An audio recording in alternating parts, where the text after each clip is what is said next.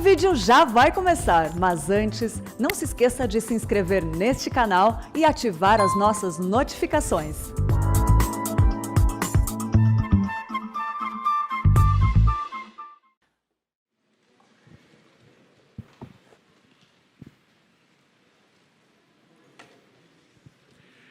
Queridos irmãos, eu quero saudar a todos com a paz do Senhor Jesus nessa noite e agradecer ao reverendo Arival o convite para participar de mais esse congresso de avivamento e reforma espiritual. Sou muito grato a Deus pela oportunidade e pelo privilégio de poder, de alguma forma, contribuir para esse tema que é tão importante, tão relevante e, ao mesmo tempo, tão mal compreendido em nossos dias. A minha expectativa é que, através da exposição da Palavra de Deus, nós possamos ter mais alguma compreensão para que possamos orar melhor por um avivamento espiritual em nossos dias. Eu estarei, com a graça de Deus, falando a respeito das reformas que Deus fez no período da monarquia em Judá. São 6 avivamentos ou reformas que aconteceram durante os reis piedosos da descendência de Davi. Nós iremos usar o livro das Crônicas e também o livro dos Reis e fazer essa maratona e, no final, tentar entender o padrão de Deus, como Deus age, e ver se há algum modelo ou algum paradigma que nos ajude a detectar uma verdadeira obra de Deus e também colocar bem claro diante de nós o que é que nós devemos pedir a Ele. Na mensagem de hoje nós vamos ver algumas intervenções extraordinárias de Deus em meio ao seu povo durante, como eu disse, o tempo dos reis de Israel. Embora na sua essência eles foram avivamentos espirituais, o termo reforma cabe mais. Não é sem razão que o tema desse congresso é avivamento e reforma. As duas coisas andam juntas. Nós não podemos, na verdade, ter uma sem a outra. E uma necessariamente leva à outra. E nós vamos usar aqui os dois termos intercambiavelmente. Quando dissermos um, o outro também está significado. Essas reformas que nós vamos ver aqui, elas aconteceram sob a liderança de reis piedosos que Deus levantou, à exceção de um, que era um ímpio, mas depois se converteu, que nós vamos ver amanhã. Mas, no geral, eram reis, monarcas, que na misericórdia Deus colocava no trono e colocava no coração um desejo de trazer o povo de Deus de volta para o verdadeiro culto, a verdadeira religião que Deus havia revelado a Moisés e que havia se perdido nas mãos de reis idólatras. Boa parte desses reis piedosos, eles subiram ao trono depois de um longo período de trevas espirituais em que reis ímpios acabaram com o culto a Deus, acabaram com a verdade e precipitaram o povo de Deus no caminho do declínio espiritual cada vez mais profundo. Avivamentos ou reformas são intervenções extraordinárias de Deus para manter o seu povo na verdade, para manter a verdade viva ou presente no meio da humanidade, para honrar o seu nome, para expandir o seu reino. E, portanto, tem sido um método que Deus tem usado consistentemente através da história da redenção. Desde o período dos patriarcas, podíamos falar sobre avivamento sobre os patriarcas, no período dos juízes, no período dos reis, no período do Novo Testamento, no período da patrística, no período da Idade Média, a Reforma Protestante, pós-Reforma Protestante, o movimento das modernas missões e avivamentos que aconteceram no século XVIII, século XIX e também estão acontecendo em nossos dias. Então, consistentemente, Deus tem feito isso. Ele tem visitado o seu povo em tempos de grandes dificuldades e fazendo com que o seu povo se volte para Ele, ao mesmo tempo em que Ele chama eleitos entre os pecadores para fazer parte desse povo querido. Para que nós entendamos, é muita coisa e nós vamos focar nesses 6 avivamentos que aconteceram no reino de Judá. Para que a gente entenda bem o que vamos fazer aqui, é bom lembrar, em primeiro lugar, a história dos 2 reinos. É importante ter em mente esse contexto, para que essas reformas elas façam mais sentido para nós. O tempo dos juízes já tinha acabado e o rei Saul tinha unificado as 12 tribos de Israel debaixo do seu reino. E depois de Saul, Davi consolida isso. Deus consolida a monarquia em Israel, as 12 tribos unidas debaixo do rei Davi. Levou um tempo até que isso acontecesse. E continuaram unidos debaixo de Salomão, filho de Davi. Entretanto, depois da morte de Salomão, pela falta de sabedoria do filho de Salomão, Salomão foi o homem mais sábio do mundo, mas teve um filho tolo. Isso acontece frequentemente. Então, esse filho tolo não teve a sabedoria do seu pai de manter o reino unido. E vocês conhecem a confusão que ele causou, trazendo uma divisão no reino em que 10 tribos e meia, insatisfeitas com o reinado de Roboão, esse filho de Salomão, e com as propostas dele, seguiram um revoltoso chamado Jeroboão e se constituíram no Reino do Norte, com capital em Samaria, adotando o nome de Israel. Então, Israel, quando a gente fala aqui, é o Reino do Norte, com sede em Samaria. E o primeiro rei deles foi o rei Roboão. A tribo de Judá e meia tribo de Benjamim ficou com, Jeroboão que está no norte, né? Ficou com Roboão, que era o filho de Salomão, e formaram o Reino do Sul, ou o Reino de Judá, com capital em Jerusalém. Lá no norte, o rei Jeroboão pensou o seguinte: o templo está no Reino do Sul, em Judá. O que é que vai acontecer? Quando tiver as grandes festas de Israel, Páscoa, Pentecostes e a festa dos pães asmos, o que vai acontecer é que os judeus aqui do Reino do Norte vão descer para o Reino do Sul para adorar a Deus lá no templo e vão acabar voltando para Davi. Então, ele construiu centros de adoração em Samaria, Berseba e Dan, onde colocou bezerros de ouro e disse aos judeus do norte: estes são os deuses que tiraram vocês da terra do Egito. Vocês não precisam descer para adorar Deus lá no templo, vocês podem adorar a Deus aqui, através dessas imagens, desses bezerros de ouro que nós estamos colocando como sendo os deuses que vocês haverão de adorar agora. E aí o declínio espiritual do Reino do Norte foi rápido, porque um rei após o outro, depois que Jeroboão morreu, veio um rei no lugar dele, e veio outro, mas todos esses reis andaram nos caminhos do rei Jeroboão. E a nação de Israel, no norte, nunca deixou de pecar contra Deus, nunca abandonou o culto dos bezerros de ouro, nunca largou a idolatria, nunca se desviaram dos pecados introduzidos por Jeroboão, até que finalmente a paciência de Deus chegou ao limite e ele mandou os assírios, que deportaram o reino do norte para a Síria e trouxeram povos que se misturaram com os judeus pobres que ficaram, criando a raça dos samaritanos. Esse povo que foi para o norte, o Reino do Norte, nunca mais voltou do cativeiro. Quem volta do cativeiro é o Reino do Sul. Aquela famosa volta do cativeiro é o pessoal que estava no sul. O Reino do Norte se perdeu completamente, nunca voltaram. Tal a ira de Deus sobre eles por conta de terem abandonado a Deus e seguido a religião do bezerro de ouro, rei após rei, dinastia após dinastia. Isso estava acontecendo, o que finalmente provocou a ira de Deus e trouxe essa medida extrema que ele havia avisado. Está lá no livro de Deuteronômio, capítulo 28, o desterro era uma das ameaças da aliança, caso o povo quebrasse a aliança de Deus. Mas aqui no Reino do Sul, se manteve oficialmente o culto a Deus lá no Templo de Jerusalém. A religião do povo, entretanto, aqui eu queria que você prestasse atenção nisso, a religião popular era a religião dos altos. O povo ia queimar incenso, ia oferecer sacrifício aos Baalins, que eram divindades associadas ao deus Baal, que era o deus principal dos povos cananeus.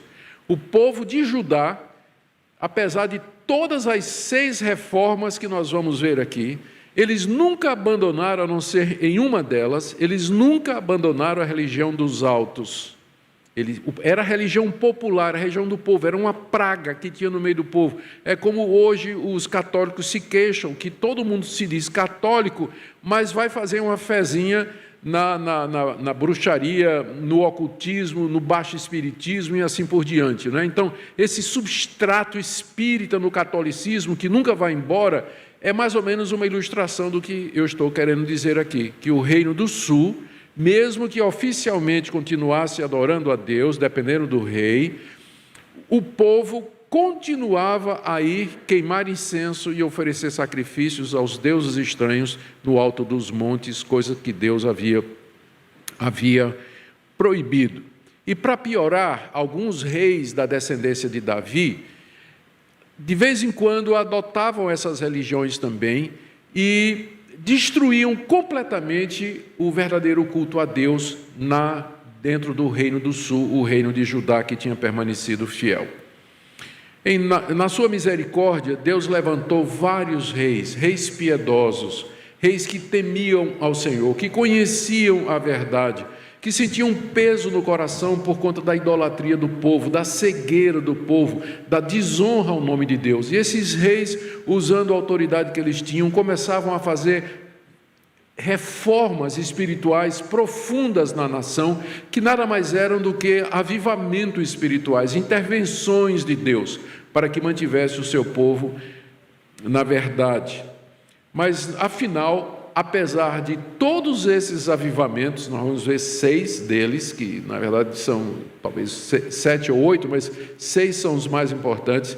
Apesar disso, finalmente Deus perdeu a paciência também com o reino de Judá, porque o povo continuava a ir nos altos queimar incenso, apesar de todas as reformas, e Deus então disse: eu vou fazer com vocês o que eu fiz com o reino do norte. E Deus mandou então os caldeus babilônicos, que vieram e também levaram Judá para o cativeiro. Foi nessa leva que foi Daniel, e é depois esse povo que retorna depois de 70 anos. Mas a ira de Deus caiu sobre eles também, porque mesmo com todo avivamento, toda reforma que Deus mandou, eles não se emendaram dos seus caminhos. Um detalhe interessante para a gente lembrar: não teve avivamento no Reino do Norte. Não teve nenhum avivamento no Reino do Norte. Todos os avivamentos que você tem no período da monarquia, eles aconteceram na linhagem de Davi, por conta da fidelidade de Deus, da aliança que ele tinha feito com Davi e das promessas que ele tinha feito para a sua descendência.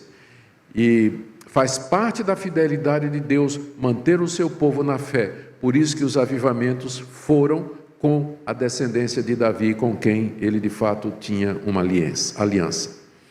Os reis piedosos que nós vamos ver hoje à noite são Asa, Josafá e Joás. Amanhã nós veremos mais 3. E nós vamos começar então com o rei Asa. Asa viveu em 911 a 870 a.C., portanto quase 1000 anos antes de Cristo. Ele é do século X. E ele era bisneto de Salomão. O pai dele, chamado Abias, andou nos caminhos de Deus, mas ele não fez nada para impedir a religião dos altos. O povo continuava queimando incenso, apesar de que o rei Abias era um rei piedoso e temente a Deus, o que mostra que não basta que a liderança ame a Deus, que tenha consciência da verdade, ela precisa ter coragem, precisa ter iniciativa para reformar o que está errado e trazer a igreja de volta aos caminhos do Senhor. Um avivamento espiritual nada mais é do que isso, um retorno aos termos da aliança, é um retorno ao culto, à vida e à missão determinadas por Deus em sua palavra. Abias aparentemente não se importou com nada disso, mas quem trouxe a reforma foi seu filho Asa. Durante o reinado de Asa, o avivamento veio em 2 ondas. Na primeira, A gente vai ler, vamos ler aqui segundo Crônicas, segundo livro das Crônicas 14, de 2 a 5. Nessa primeira fase do avivamento, o rei Asa aboliu os altares daqueles deuses que haviam sido construídos em Jerusalém, e inclusive colocados no templo. Ele proibiu o culto nos altos, e ele cortou os postes da deusa Azerá. A deusa Azerá era uma deusa adorada pelos cananeus, que era a deusa da fertilidade. E os postes ídolos que a Bíblia refere podem ser representações do órgão masculino. Era uma espécie eram postes, não é, que tinham como objetivo representar o órgão genital masculino, uma vez que essa deusa era a deusa da fertilidade. O rei Asa mandou cortar todos eles. Ele ordenou que os judeus buscassem somente a Deus. Vamos lá, segundo livro das Crônicas, capítulo 14, de 1 em diante. Abias, que era neto de Salomão, descansou com seus pais e o sepultaram na cidade de Davi. Esse foi o rei que não fez nada. Estava tudo errado, ele sabia que qual era a verdade, mas não fez nada. Em seu lugar reinou seu filho Asa, em cujos dias a terra esteve em paz 10 anos. Por quê? Porque Asa fez o que era bom e reto perante o Senhor seu Deus. Aboliu os altares dos deuses estranhos e o culto nos altos, quebrou as colunas e cortou os postes ídolos. Ordenou a Judá que buscasse ao Senhor, Deus de seus pais, e que observasse a lei e o mandamento. Também aboliu de todas as cidades de Judá o culto nos altos e os altares do incenso, e houve paz no seu reinado. Esse é o primeiro rei, depois de Davi e de Salomão, que faz uma reforma desse nível e desse peso no reino de Judá. O reino havia mergulhado na idolatria, havia abandonado o culto a Deus. Vejam aqui a quantidade de ídolos, o tipo de culto diverso, diferente daquele que Deus havia ordenado e que havia se instalado no meio do próprio povo de Deus, o povo que conhecia a verdade. Agora Deus levanta esse rei, e esse rei então tem a coragem que seu pai não teve, e ele sai proibindo, sai cortando, sai quebrando, sai fazendo uma verdadeira purificação dentro do povo de Deus daquela época. Como resultado, Deus o fez prosperar grandemente e lhe deu paz com seus inimigos. Verso 6, ele edificou cidades fortificadas em Judá, porque havia paz na terra, e não houve guerra contra ele naqueles anos, porque o Senhor lhe dera repouso. Deus, por assim, humanamente falando, quando ele vê o seu povo arrependido, quando ele vê o seu povo voltando para o seu culto e o buscando de todo o coração, Deus não é cego e ele não é surdo com relação ao clamor do seu povo. Ele abençoa o seu povo quando o seu povo se arrepende, quando o seu povo muda, quando o seu povo começa a andar nos seus caminhos. E Deus trouxe não somente paz, mas trouxe também vitória contra inimigos mais poderosos que vieram contra Israel. Veja aí, a partir do verso 9, tem a história aqui de como os etíopes, liderados por Zerá, saíram contra Asa com um exército de 1 milhão de homens e 300 carros. Diz aí o verso 11 que Asa clamou ao Senhor Deus e disse: Senhor, além de ti não há quem possa socorrer numa batalha entre o poderoso e o fraco. Ajuda-nos, pois, Senhor nosso Deus, porque em ti confiamos e no teu nome viemos contra essa multidão. Senhor, tu és o nosso Deus, não prevaleça contra ti o homem. E Deus deu a vitória que parecia impossível, tal o tamanho do exército etíope contra a pequena nação de Judá. Mas Deus deu a vitória porque esse rei fez as reformas, ele foi canal de Deus para esse grande avivamento espiritual que aconteceu naquela época. Então tudo parecia estar bem até que Deus levantou o profeta Azarias. Nós lemos aí no capítulo 15, de 1 a 7, que cheio do Espírito Santo de Deus, o profeta Azarias disse ao rei Asa de que ainda tinha coisas a serem feitas no reino, que a reforma precisava continuar e que ela não tinha sido profunda o suficiente. 15, verso 1, veio o Espírito de Deus sobre Azarias, filho de Obed, E este saiu ao encontro de Asa e disse: ouvi-me, Asa, todo Judá e Benjamim, o Senhor está convosco enquanto vós estáis com ele. Se o buscardes, ele se deixará achar, porém se o deixardes, ele vos deixará. E aí fala que Israel esteve muito tempo sem um verdadeiro Deus, sem sacerdote que ensinasse, sem lei, se referindo aos reis que vieram antes de Asa. Mas quando na sua angústia buscaram o Senhor, seu Deus de Israel, se voltaram para ele, foi por eles achado, etc. Aí no verso 7 ele diz assim: sede fortes e não desfaleçam as vossas mãos, porque a vossa obra terá recompensa. Não desfaleça, Asa, o que você está fazendo, porque não chegou no fim ainda, tem que prosseguir. E diz aí no verso 8: ouvindo, pois, Asa estas palavras e a profecia do profeta, filho de Oded, cobrou ânimo e lançou as abominações fora de toda a terra de Judá e de Benjamim, como também das cidades que tomaram na região montanhosa de Efraim, renovou o altar do Senhor que estava diante do pórtico do Senhor, congregou todo Judá e Benjamim, também gente, olhe, do reino do norte, Efraim, Manassés, Simeão, que morava no seu meio, porque vieram muitos de Israel, desertaram para ele, vendo que o Senhor, seu Deus, era com ele. O pessoal do reino do norte olhou, não tinha sido levado em cativeiro ainda, e disse: Deus está no reino do sul, está havendo um grande avivamento lá, vamos lá, nós queremos participar, nós queremos ser abençoados também. E aí desceu muita gente do reino do norte para estar lá em Jerusalém, para ficar em Judá e viver esses momentos de glória, esses momentos de grande efervescência espiritual, momento de poderoso da presença de Deus, em que o povo de fato havia voltado para Deus, para servi-lo de todo o coração. Asa, então, ele aprofundou a reforma, ele removeu, o livro das Crônicas nos diz, agora a gente vai aqui para o primeiro livro dos Reis, capítulo 15, por favor, ele removeu os prostitutos cultuais, primeiro livro dos Reis, capítulo 15, verso 12, ele tirou da terra os prostitutos cultuais, e removeu todos os ídolos que seus pais fizeram. O que eram os prostitutos cultuais?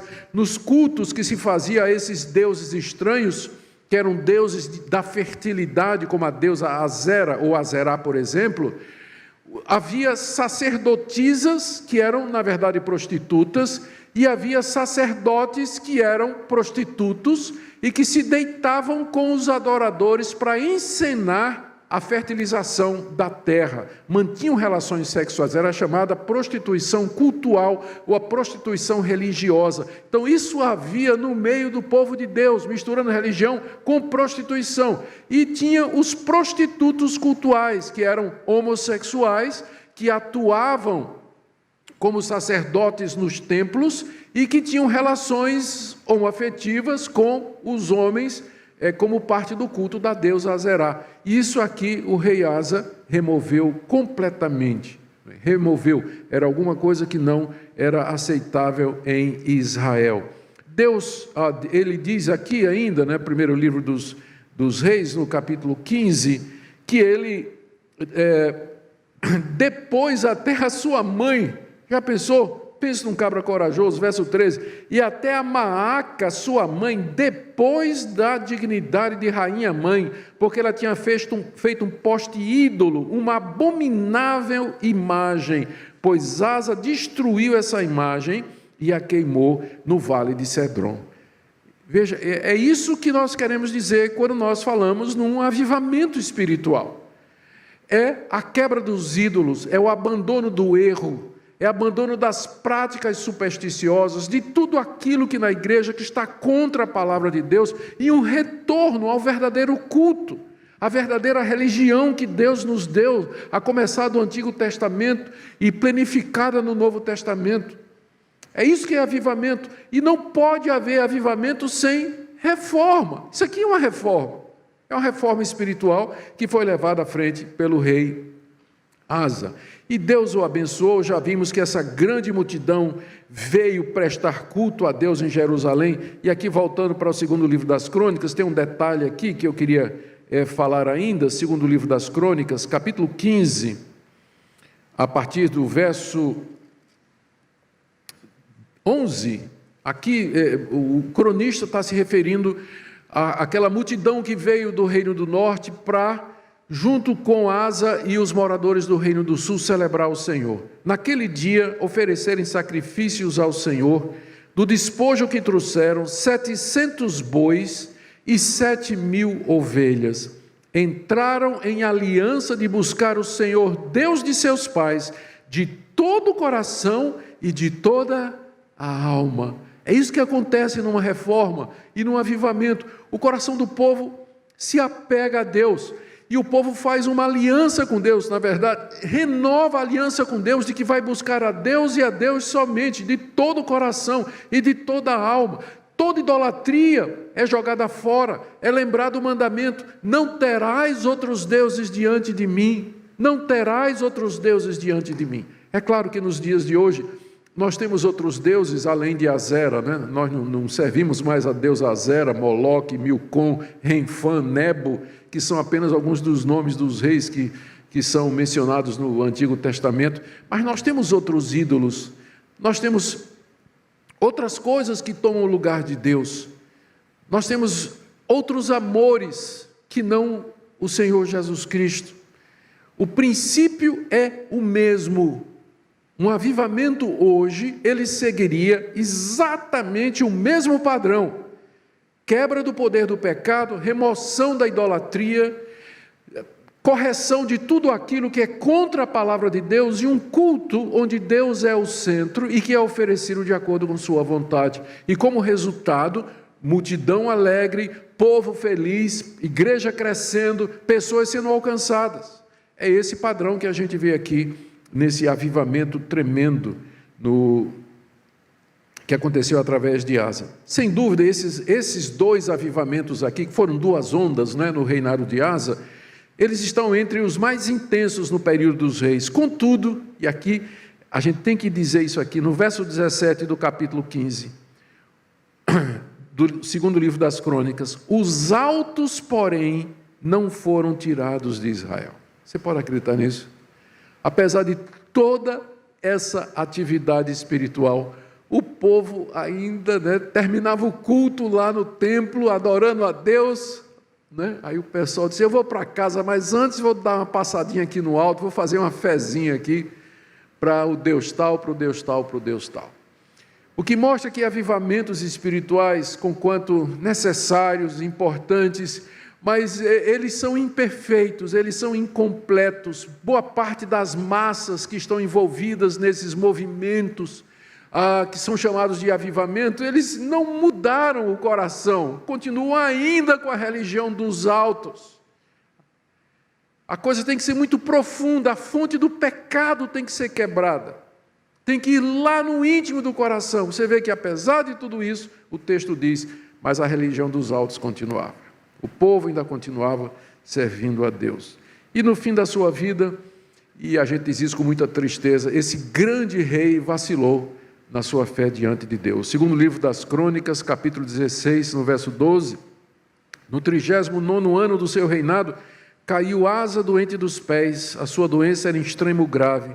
Contudo, na sua enfermidade, não recorreu ao Senhor, mas confiou nos médicos. Não tem nada errado a gente usar a medicina. O problema é quando a nossa esperança são os meios secundários e a gente esquece que Deus é a causa primária de tudo que existe. Esse rei, cheio de fé, cheio de coragem e determinação, durante eu não sei quanto tempo essa reforma e esse avivamento durou, talvez 2, 3 anos, mas no fim da sua vida, esse homem que é o exemplo de fé e de avivamento, ele vacilou no final da sua vida. Gente, mais importante do que começar bem, é terminar bem. É terminar bem, é terminar diante de Deus. Não foram poucos homens de Deus que fizeram um grande serviço para o reino de Deus, inclusive em avivamentos espirituais. Mas no final da sua vida, infelizmente, eles tropeçaram e deixaram um testemunho muito triste, apesar de terem sido instrumentos de Deus em obras extraordinárias. Que Deus nos guarde, aquele que está em pé, veja que não caia. Vamos ver agora o próximo. Isso aqui foi o primeiro grande avivamento que nós encontramos no tempo da monarquia. O próximo é através do rei Josafá. Josafá viveu no ano 870, 848, então meados do século IX. Século IX antes de Cristo. Ele era filho do rei Asa. Ele era filho desse rei extraordinário. E ele andou nos caminhos de Deus, como seu pai tinha andado, em vez de adorar os Baalins e outros deuses, e Deus o exaltou. E ele prosseguiu com as reformas espirituais, ou retomou as reformas espirituais que o seu pai havia feito. Nós lemos a respeito dele no capítulo 17 do segundo livro dos Reis, a partir do verso 1. Em lugar de Asa, reinou seu filho Josafá, que se fortificou contra Israel. Nesse tempo havia briga entre os dois reinos. Ele pôs tropas aqui descreve a estratégia militar. Verso 3, o Senhor foi com Josafá, porque andou nos primeiros caminhos de Davi seu pai, e não procurou a Baalins, antes procurou ao Deus de seu pai, andou nos seus mandamentos, e não segundo as obras de Israel, do reino do norte, não é? Aquele reino idólatra. Verso 6, tornou-se-lhe ousado o coração em seguir os caminhos do Senhor, e ainda tirou os altos e os postes ídolos de Judá. Ele começa o seu reino, seguindo no caminho do seu pai Asa, e ele se fortalece, e ele propõe no seu coração que ele vai continuar aquela reforma extraordinária que o seu pai havia começado. Nós lemos aí que ele remove os lugares altos, tirou os lugares altos, que eram os postes da deusa Azerá, que havia em Judá. E nós lemos no primeiro livro dos Reis, aqui agora no primeiro livro dos Reis, no capítulo 22, verso 47, se você quiser abrir aí comigo, vá acompanhando. 22, verso 47, que diz também, ele exterminou da terra os restantes dos prostitutos cultuais que ficaram dos dias de Asa, seu pai. Quer dizer, o avivamento de Asa, nós vimos, foi uma coisa profunda, grande, radical, mas ainda fica um resto. É como diz Lutero, o pecado é como a barba, você faz de manhã, ela nasce de tarde. Você corta o pecado de manhã, ele brota de tarde. É uma erva daninha que você não consegue tirar. Avivamentos, eles vêm com força, eles vêm quebrando a idolatria, eles vêm abençoando o povo, santificando o povo, mas o resquício do pecado, por conta da corrupção do nosso coração, o declínio espiritual da nossa alma, eles ainda permanecem, porque só vai embora no último grande avivamento, que é quando o Senhor Jesus voltar. E só então nós ficaremos realmente livres de todo o pecado. Avivamentos são necessários, eles são importantes para manter a verdadeira religião, mas eles são imperfeitos, eles são incompletos, eles não conseguem resolver o problema da corrupção do homem completamente. Sempre fica restos. Não é por isso, se você está procurando uma igreja perfeita, você não vai encontrar. Você não vai. Por mais espiritual que a igreja seja, ainda vai ter quem adore nos altos, ainda vai ter o prostituto cultual que não foi embora no avivamento anterior. E lá vai Josafá ter que continuar aquilo que seu pai havia começado. Apesar da proibição oficial, vamos voltar agora para o segundo livro das Crônicas, capítulo 20. Apesar da proibição oficial de Josafá, o povo continuava adorando nos altos. Josafá, veja aí o verso 31 do 2 Crônicas 20. Josafá reinou sobre Judá, tinha 35 anos quando começou a reinar. 32. Ele andou nos caminhos de Asa, seu pai, não se desviou fazendo o que era reto. Olha o verso 33. Contudo, os altos não se tiraram, porque o povo não tinha ainda disposto o coração para com Deus de seus pais. Com os deuses dos seus pais. Era uma praga que corroía o coração da nação. Foi durante o reinado de Josafá que pela primeira vez os levitas e os sacerdotes, eles foram enviados de cidade em cidade em Judá para ensinar o povo na lei do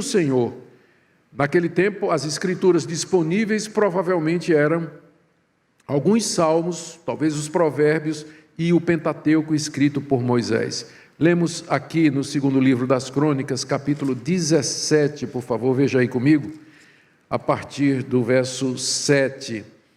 No terceiro ano do seu reinado, ele enviou os príncipes, e tem os nomes aí, e no verso 8, e com eles os levitas, e tem os nomes aí, e o verso 9, ensinaram em Judá, tendo consigo o livro da lei do Senhor, percorriam todas as cidades de Judá e ensinavam ao povo. Isso não tinha sido feito até agora, não tinha sido feito nem no reinado de Asa. Ou seja, que os levitas e os príncipes fossem de cidade em cidade, reunindo o povo em assembleias e lendo a palavra de Deus, mostrando os caminhos de Deus, o que é que Deus revelou através de Moisés, qual é a aliança do Senhor para com o seu povo, como é que eles deveriam andar. E aqui se introduz um princípio importante, que todo avivamento, ele é uma volta à Escritura Sagrada, a centralidade da Escritura no avivamento. O rei Josafá, ele percebeu que era importante que o povo conhecesse a lei de Deus, por isso ele enviou esses levitas itinerantes, né? Você percebe que o levita não é só quem fica levitando na igreja, tocando, cantando, mas é alguém que faz mais do que isso, né? Alguém que faz muito mais do que isso. E diz o texto aqui que Deus então abençoou Judá grandemente. Josafá também fez importantes reformas no sistema judiciário de Judá. Ele colocou juízes que temessem a Deus. Esse ponto é importante. Ele não somente fez reforma religiosa, mas ele fez uma reforma civil. Ele colocou juízes que temiam a Deus, que não aceitavam suborno, para que pudessem julgar as causas do povo. Mostrando que um avivamento espiritual, uma reforma espiritual, ela vai além da questão do culto e da teologia. Ela alcança a sociedade também. Isso é demonstrado facilmente pela história, através dos grandes avivamentos do século XVIII e XIX, que marcaram a Europa, as 13 colônias britânicas, que depois viraram a América do Norte, e depois a própria América do Norte. Esses continentes, esses países foram marcados por esses grandes avivamentos espirituais que deram a sua identidade cristã, que permanece de uma forma ou de outra até o dia de hoje. Até o dia de hoje. Isso que Josafá fez, ele mudou o judiciário. Ele tirou o juiz. Era bom se ele pudesse. Nada. Perdão.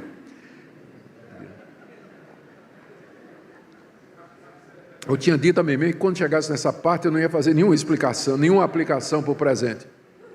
Mas o rei tinha condições de tirar juízes e pôr juízes. E foi o que ele fez, e fez uma reforma muito grande ali. E fez mais reformas no sistema de culto oferecidos em Jerusalém. Veja aí o capítulo 19, a partir do verso 4, se você quiser ler depois. Ele habitou em Jerusalém, passeou, visitou o povo desde Beceba até a região montanhosa de Efraim, e fez com que ele tornasse ao Senhor Deus de seus pais, se referindo à tribo de Efraim. Verso 5, olha, estabeleceu juízes no país. Verso 6, disse aos juízes, vede o que fazeis, porque não julgais da parte do homem, e sim da parte do Senhor, e no julgardes ele está convosco. O restante do capítulo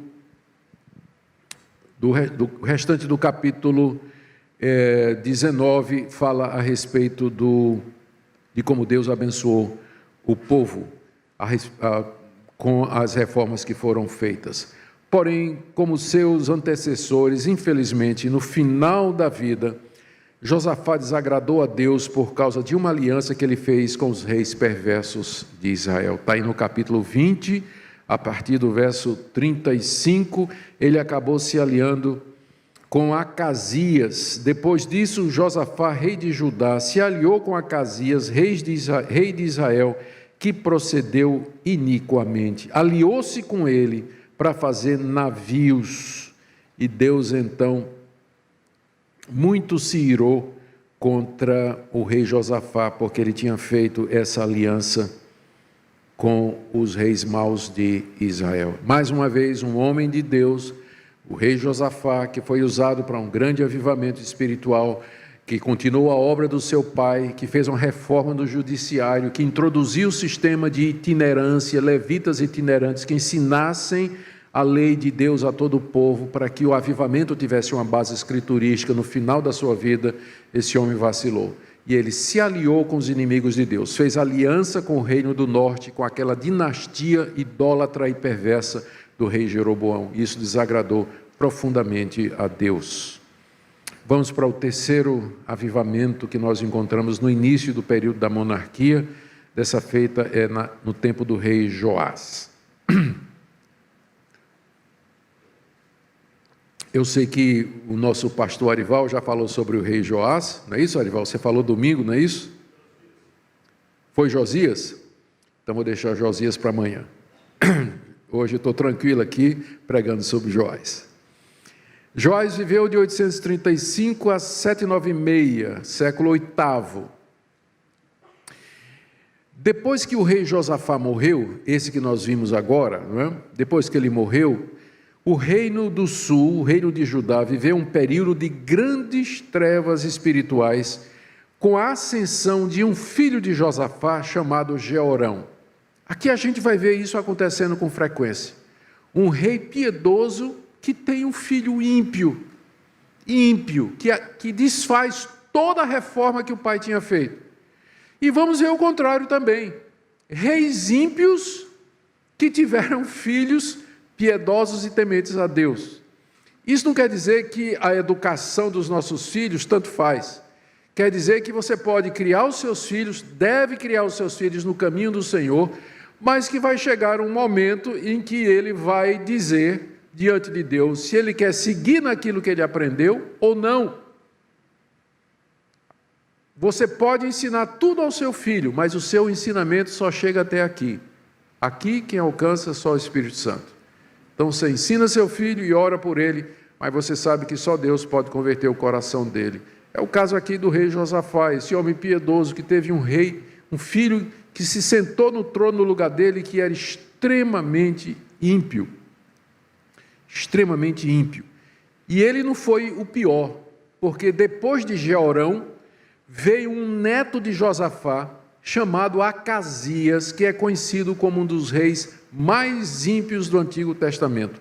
Acasias fez o que era mal perante o Senhor e praticou todo tipo de idolatria em Israel. Só para você ter uma ideia, abra aí comigo, segundo livro dos Reis, capítulo 8. Segundo livro dos Reis, capítulo 8. O que é que nós lemos aqui? A partir do verso 25. Reinado de Acasias. 26, verso 26. Era Acasias de 22 anos de idade quando começou a reinar, reinou 1 ano em Jerusalém. Sua mãe, filha de Onri, rei de Israel, está vendo aqui o que é que deu a aproximação de Josafá com os reis de Israel? A sua mãe, filha de Onri, rei de Israel, chamava-se Atalia, andou no caminho da casa de Acabe. Acabe era um rei ímpio de Israel com quem Josafá tinha feito aliança. Fez o que era mal perante o Senhor, como da casa de Acabe, porque foi genro da casa de Acabe. Por isso que Deus não queria que Josafá fizesse aliança com o rei do norte. O que é que aconteceu? O filho dele casou com a filha do rei Acás, que Acabe, que era o rei extremamente ímpio, extremamente ímpio.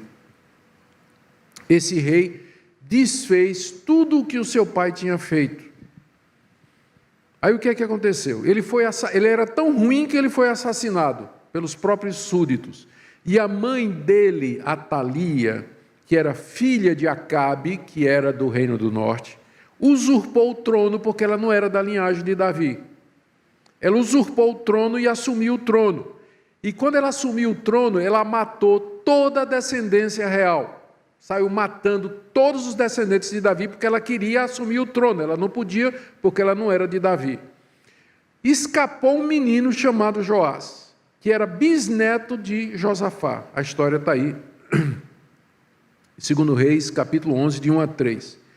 Então, um homem de Deus, o sacerdote Jeoiada, que era um dos poucos sacerdotes que ainda permaneciam fiéis a Deus naquele tempo, entrou em aliança com os líderes militares e pegou Joás, ungiu como sendo o legítimo rei de Israel, que era da descendência de Davi.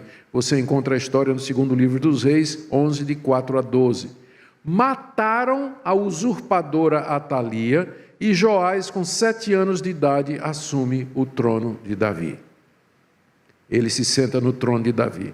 E sob a influência do sacerdote Jeoiada, foi feita uma renovação da aliança do rei e do povo. Veja que coisa linda a gente encontra aqui no segundo livro dos Reis, no capítulo 11. Segundo livro dos Reis, capítulo 11. A partir do verso 4.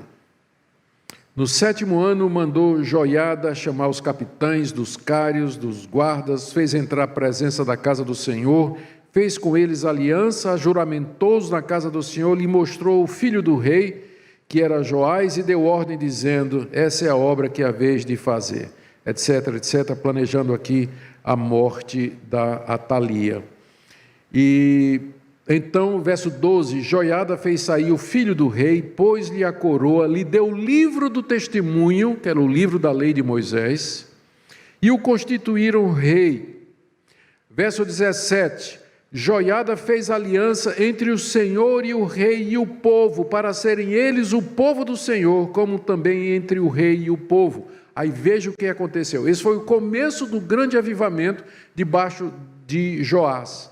Então todo o povo da terra entrou na casa de Baal, porque Baal tinha um templo lá em Jerusalém, ao lado do templo de Salomão. O povo da terra entrou na casa de Baal e a derribaram, despedaçaram seus altares e as suas imagens, e a Matã, sacerdote de Baal, mataram perante os altares. E o sacerdote pôs guarda sobre a casa do Senhor. Verso 20, alegrou-se todo o povo da terra e a cidade ficou tranquila. Verso 21, Joás tinha 7 anos de idade quando isso começou.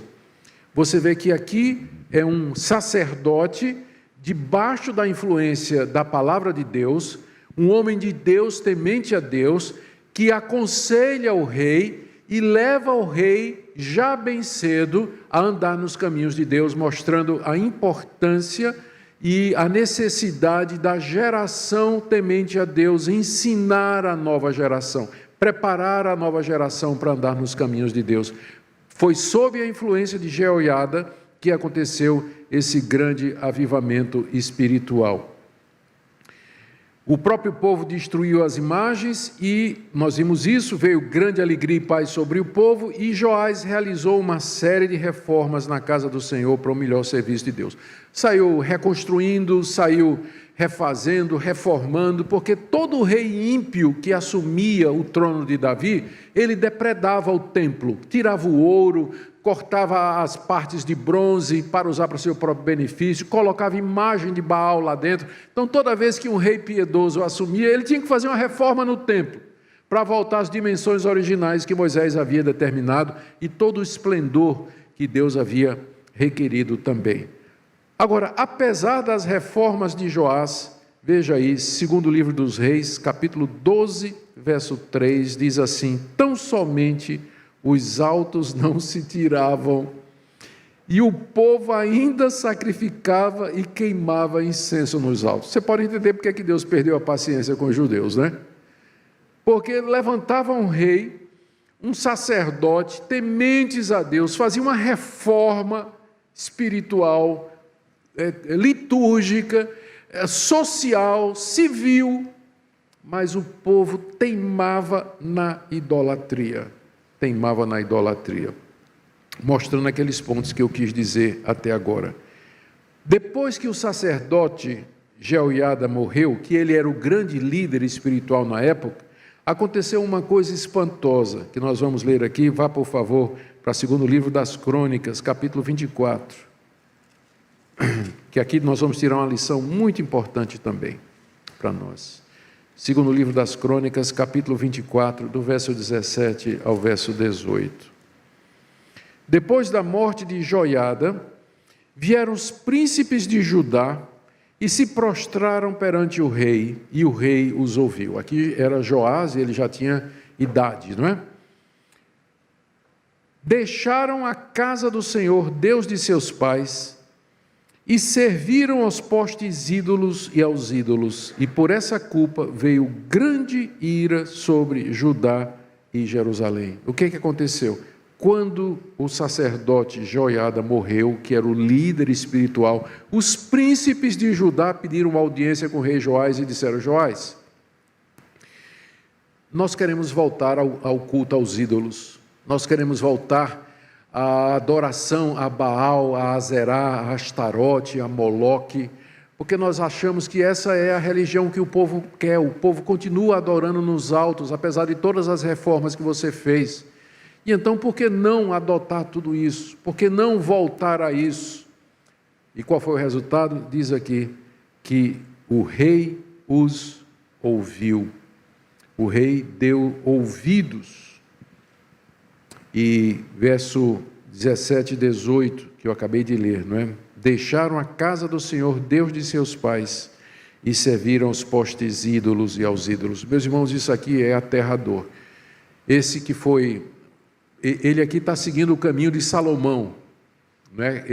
Que foi o antepassado dele. Salomão era um homem temente a Deus, mas na sua velhice ele deixou que as suas mulheres corrompessem o seu coração. E na velhice Salomão passou a ser um idólatra, ele adorou deuses estranhos. Há quem diga que ele se arrependeu e que o livro de Eclesiastes é a expressão do seu arrependimento.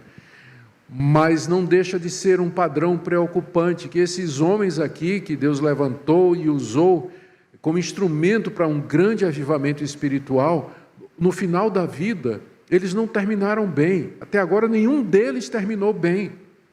Não permaneceram na fé, não perseveraram em servir ao Senhor fielmente, e acabaram de alguma forma cometendo um deslize que manchou a reputação e o nome deles. Aquele que está em pé, cuidado, não caia. Aquele que está em pé, cuidado, não caia. Isso vai servir para a reflexão final que nós vamos fazer agora. Agora nós vamos fazer algumas considerações.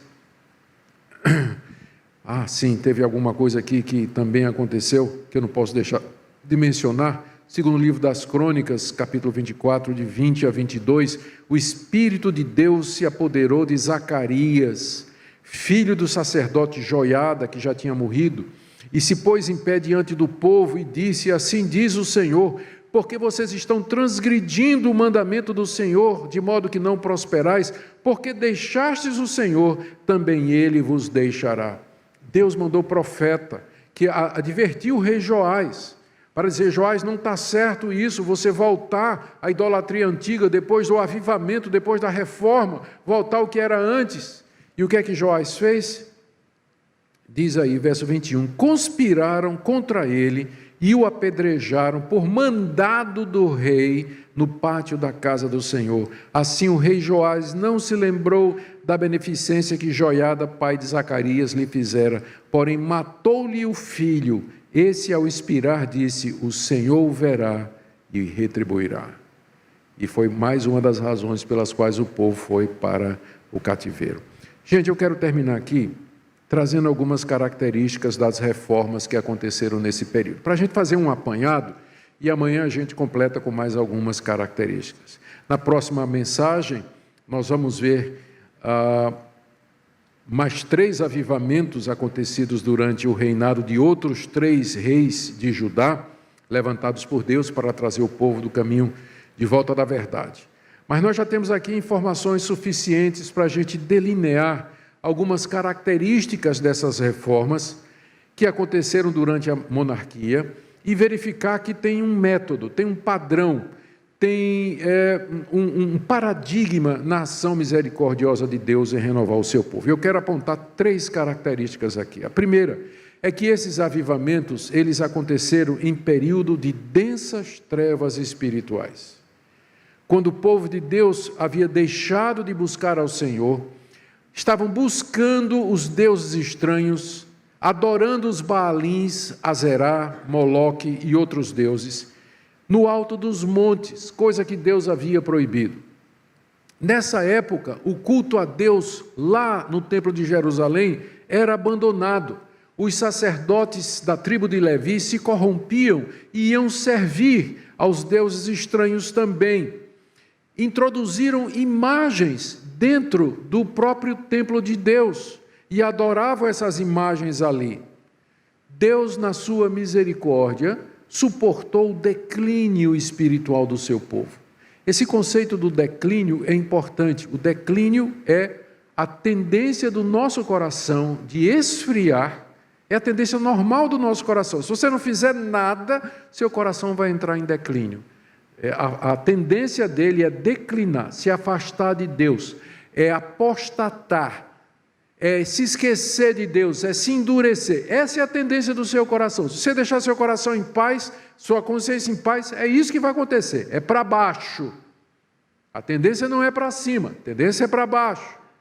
Então você vê esse declínio na nação de Israel. Vinha um avivamento, bênção, glória, o rei morria, o povo voltava para fazer o que era errado diante dos olhos de Deus. Vocês acham que é diferente hoje? O coração da gente, a tendência é essa mesma. Essa mesma tendência de voltar ao estado de inércia, de escuridão, de trevas, de ignorância, de dureza de coração. Deus, na sua misericórdia, suportava esses períodos e levantava um rei que amava ao Senhor e que tinha coragem para fazer as reformas necessárias.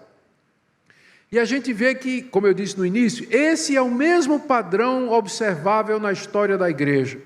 Grandes intervenções de Deus na história da igreja, salvando o seu povo das heresias, salvando o seu povo dos falsos profetas, salvando o seu povo do esfriamento, da ortodoxia morta, de doutrinas que são estranhas à palavra de Deus, salvando de inimigos, salvando de perseguição, para manter o seu povo vivo aqui na terra, manter um povo para si, um povo que o adore. Avivamentos são isso, são estas coisas, são estas intervenções.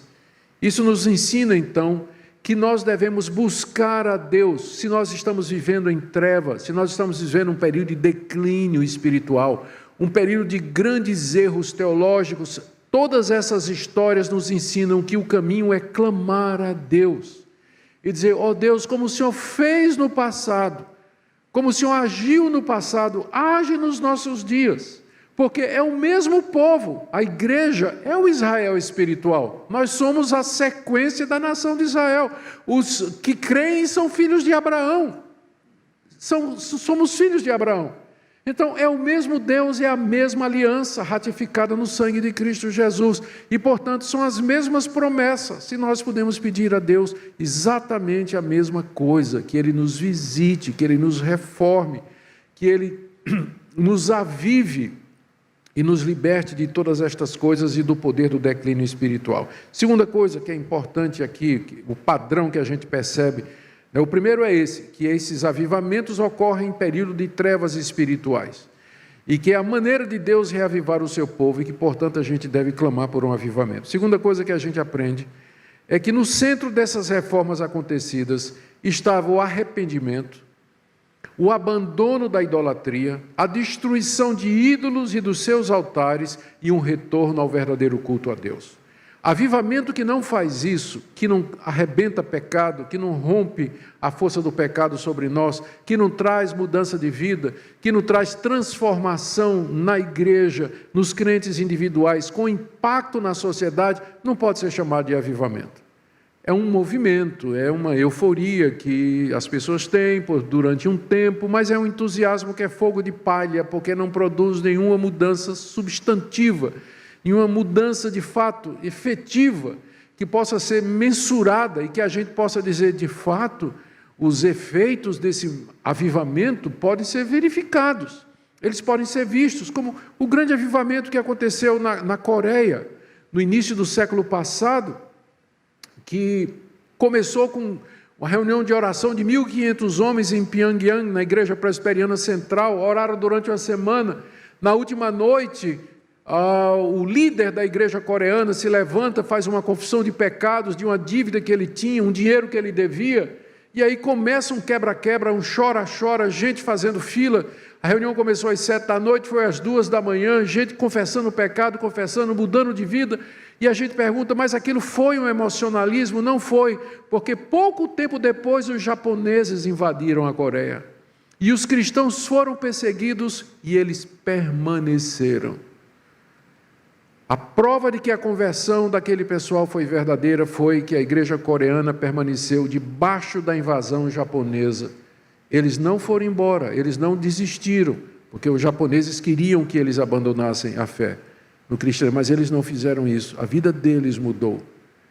Então, no centro de um verdadeiro avivamento está a mudança de vida, o abandono do pecado, compromisso com Deus, a renovação da aliança. Terceiro, como a gente percebe aqui em todos os casos, que como resultado das reformas e do retorno a Deus, havia uma grande alegria e exultação no meio do povo, que voltava a adorar a Deus, grandes celebrações, assembleias solenes, todas marcadas pela presença do Espírito de Deus, trazendo grande entusiasmo e regozijo no Senhor. E além disso, Deus tornava o reino próspero e lhe dava vitória sobre os seus inimigos. Verdadeiros avivamentos trazem bênçãos materiais e espirituais principalmente. Mas uma quarta característica que a gente notou durante a exposição desses três casos é que, apesar da grande bênção que esses avivamentos foram, nós não podemos deixar de notar que eles geralmente duravam enquanto o rei estava no trono, porque nós vimos que até entre a corte havia príncipes que não se convertiam, que não queriam avivamento e que na primeira oportunidade usaram de política para voltar ao que era antes. Nós lemos também que grande parte do povo permanecia na religião dos altos, adorando os outros deuses, mesmo durante esses grandes avivamentos espirituais, prática que nunca foi completamente erradicada. O que é que isso nos ensina? Nos ensina que quando nós passamos por esse período de declínio, nós temos que clamar a Deus por uma manifestação do seu poder. Nós aprendemos que Deus levanta pessoas soberanamente. Alguns desses reis piedosos tinham pais ímpios. Deus é soberano, você não sabe quem Ele vai usar. E de onde menos parece que pode ser, Deus levanta alguém para liderar um movimento de reforma, um movimento espiritual. Por isso nós devemos orar para que Deus levante uma liderança cheia do Espírito, que conduza seu povo à verdade. Nós aprendemos também que por mais desejáveis que avivamentos sejam, e por mais importantes que eles sejam, eles são parciais, temporários e incompletos. Por que Deus faz assim? A resposta é, primeiro, para que nós aprendamos a confiar em Deus. Que se Deus não agir, nós podemos fazer movimentos. Nós podemos fazer, por exemplo, isso aqui é um evento que foi planejado, foi programado dentro dos recursos que Deus nos dá. E nós temos que fazer isso mesmo. Mas nós podemos fazer 10 eventos desses e não acontecer nada. Se Deus não vier com grande poder e glória, com força do seu Espírito, e começar com o pior dos pecadores, que é o pregador. E a partir de nós, a partir de mim, a partir dos demais, começar essa mudança, essa obra de mudança de coração, restauração de casamentos, restauração da honestidade, restauração da honra e tantas outras coisas que precisam ser restauradas, refazer a aliança com Deus ou renovar a aliança com nosso Deus. Esses avivamentos são imperfeitos para nos lembrar que somente Deus é quem pode, de fato, erradicar o pecado do nosso coração. E, em segundo lugar, para nos lembrar que somente na vinda de Cristo, na ressurreição dos mortos, naquele grande e último avivamento e reforma que vai dar no novo céu e na nova terra, no mundo renovado, é que nós seremos finalmente livres dos resquícios do pecado que estão no nosso coração e que são a herança da queda, a herança maldita da queda dos nossos primeiros pais, que nós recebemos por geração ordinária e que transmitimos para os nossos filhos também. Por isso devemos orar, Maranata, vem Senhor Jesus. Quando então a igreja será purificada plenamente, será santificada plenamente. Enquanto Ele não vem, vamos orar e buscar avivamento em nossos corações. Amém? Vamos ficar em pé e nós vamos orar. Já chamando aqui o pastor Arival a vir à frente, pastor, venha.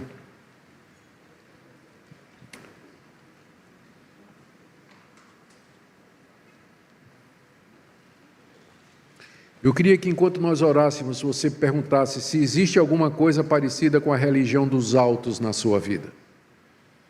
Aquela prática pecaminosa preferida, você sabe que está errado, mas entra ano, sai ano, congresso 1, congresso 2, congresso 3, pastor que prega contra, você sabe a verdade, vem domingo, vai domingo, mas a religião dos altos, você ainda é um adepto dela. Então, enquanto nós estamos orando, pergunte a Deus, Deus, quem eu estou adorando além do Senhor? Que ídolo é esse que está no meu coração e que impede que minha vida seja mais consagrada a Ti? Segunda coisa, eu queria que você perguntasse no seu coração se você está disposto a quebrar esses altares, a destronar esses ídolos, para de fato experimentar essa plenitude do Espírito, essa reforma tão necessária para que a Igreja de Deus caminhe em nossos dias. Vamos orar?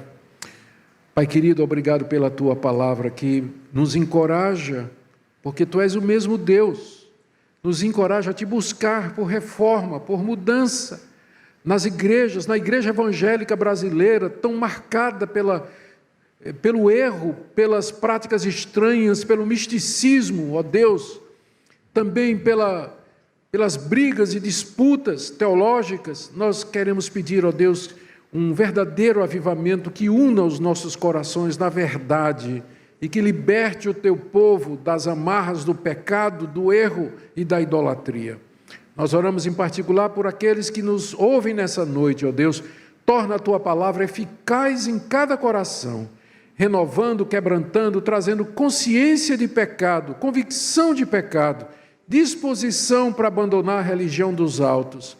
É o que nós pedimos em nome de Jesus. Amém. Amém. Queridos, vocês podem sentar.